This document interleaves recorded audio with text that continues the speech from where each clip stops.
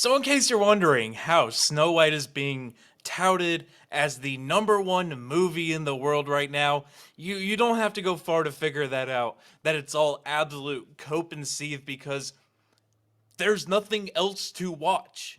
Even the absolute failure that Snow White is, and it absolutely is, because we're going to get to the numbers here in just a moment, still puts it at number one. You know, it's like there's a game that sells 100 copies and the next best selling game sells 10. They're like, yeah, this game's number one. It doesn't actually make it good. It just means it's so bad and there's nothing else competing against it.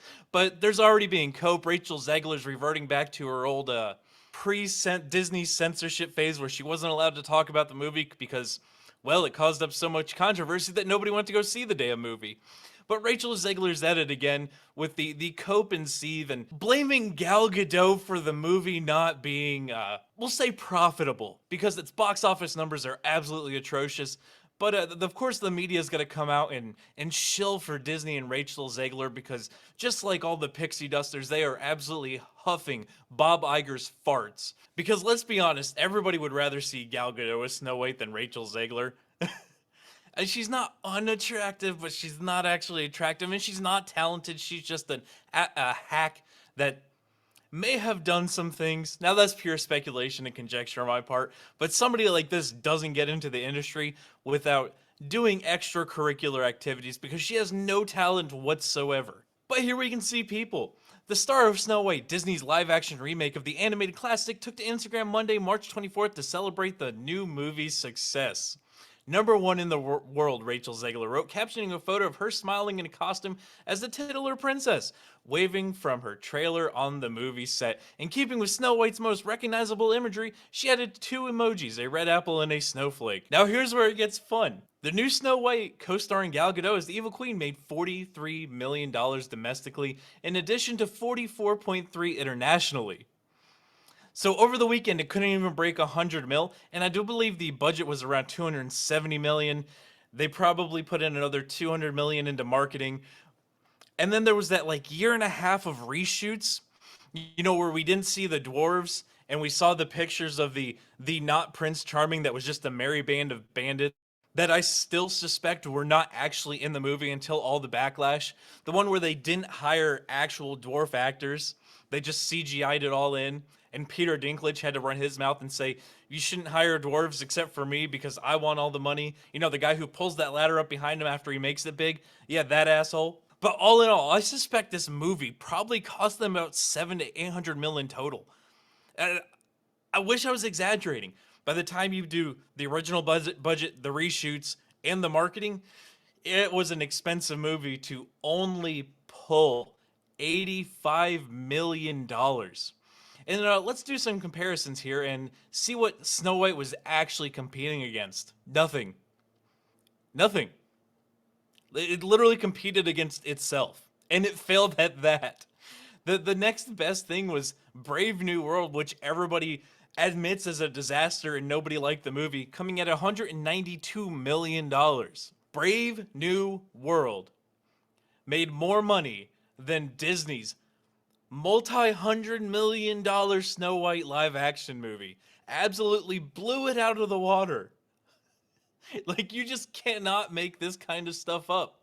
Now, I'm not sharing my Instagram, so I don't have the post here, so you just kind of have to believe me when I said all her pictures absolutely snub Gal Gadot. They're not in a single one of all the pictures that she's sharing on her Instagram. Not a single one's there. But People isn't the only one coping and trying to make sure that this diversity hire gets the good publicity she needs from Screen Rant here, where they're trying to cope and say this isn't as bad as it looks, everything's gonna be okay. Screen Rant saying, as far as how these opening weekend numbers look regarding the film becoming a box office success, it is not the best outcome for Disney. Snow White underwent several lengthy reshooting periods, pushing the production budget to between 240 and 270 million. I call BS on that. I think the original budget was like 200 million, and they spent almost as much time reshooting it as they did the entire movie. Okay, so I'm gonna double the budget for that reshoot.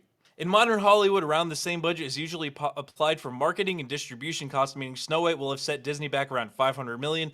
Like I said, I think their reshoot budget and their production budget is probably around that 500 million mark, but we will never know because Disney's not really going to tell us that. This means Snow White will have to earn over 500 million during its box office run to begin turning a profit. And again, its opening weekend was less than $100 million. They are not even going to come close to making this budget. And then here they go with the controversy of the movie. Based on the online reaction to Snow White over the last few years, the burning question for many will be whether the controversy surrounding the production affected its box office performance. The answer is yes. Everything Rachel Zegler opened her mouth about hurt the movie as much as casting the diversity hire to play Snow White, who we have actual literature on what she looked like. I mean, again, fictional character, but described. Her skin was fair, white, Snow White, not Snow Brown. And the merry band of bandits with the CGI dwarves. No, we know what everything is supposed to be. This is their woke injection into making another DEI movie for Disney. But they go on to say, of course, it would be ignorant to say that the division did not impact the movie's reception at all. After all, most online spaces for the movie, be that on social media platforms or movie aggregator websites like IMDb, are filled with angry vitriol directed at several elements of the movie. The entire movie, not several elements, the entire movie. But this is where it gets good. Those that have taken issue with Zegler's comments about the original movie, for example, are of an older generation and certainly are not Snow White's target demographics.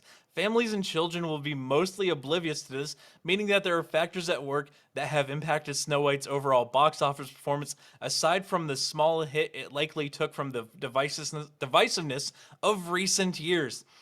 Who is taking kids to see this movie? The older generation. Because we have the statistics here, the younger generation isn't having kids. So it is quite literally the older generation that's taking kids to go see this movie. Well, I should say, not taking their kids to go see this movie, and probably playing the original Snow White for them.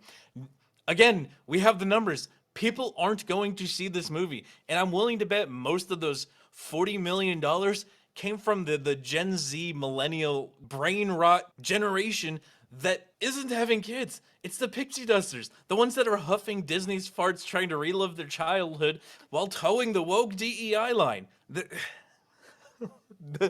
fact that they are trying to cope this hard to make it seem like everybody should go to see this movie, and the reason it's failed is because the old boomer generation is the most insane cope I have ever seen. Because all we have to do is go back to the numbers and we can see that nobody cared about this movie. Nobody wanted to see this movie. The controversy probably made it even worse because I think that the Moana 2 movie made like $750 million. It might even be $1 billion at this point. So, I mean, people are going to see movies. They just don't want this garbage. But I want to hear everybody's thoughts in the comment section, guys. While you're there, make sure you smash that like button. Make sure you subscribe. Make sure you share this one out. And until the next one, guys, be easy like sleazy.